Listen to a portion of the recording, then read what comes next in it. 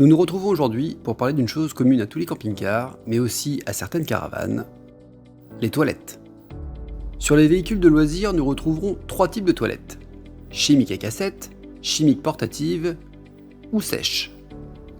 Nous allons nous concentrer aujourd'hui sur les plus répandus dans nos camping-cars et caravanes, les toilettes chimiques à cassette. Leur installation ressemble à celle que nous avons dans nos maisons, à la différence près que le tout à l'égout est ici remplacé par un réservoir en plastique appelé cassette.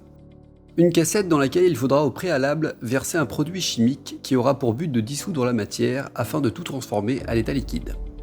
Ce produit, connu pour sa couleur bleue, existera sous plusieurs formes, en pastille, en liquide et même en poudre. Le résultat étant le même pour tous, votre seul critère sera la quantité par conditionnement et surtout la facilité ou non de stockage de ce dernier.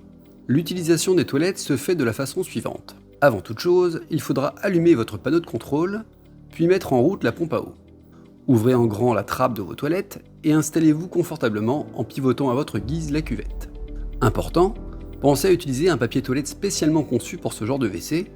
En effet, le papier toilette de la maison risquerait de boucher votre cassette lorsqu'il faudra la vider. Et autant vous dire que ce ne sera pas une partie de plaisir de la déboucher. Une fois les hostilités terminées, vous pouvez tirer la chasse grâce au bouton dédié, puis refermer la trappe et le couvercle pour des raisons olfactives évidentes.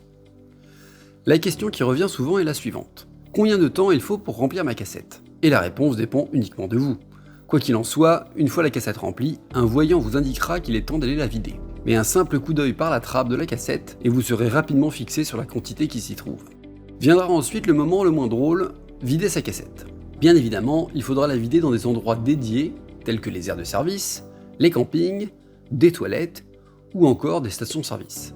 Il est, cela va de soi, strictement interdit de vider sa cassette en pleine nature, car outre le fait que ce soit immonde, cela pourrait également détruire l'écosystème à cause des produits chimiques. Alors, on compte sur vous. Lorsque la cassette est vide, il est bien de la rincer à l'eau afin de repartir sur une base saine et propre.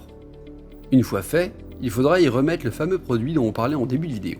Le dosage étant toujours indiqué sur l'emballage et demandant toujours d'être dilué dans de l'eau.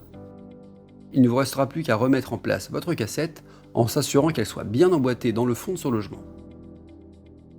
Maintenant que vous savez tout, à vous de jouer!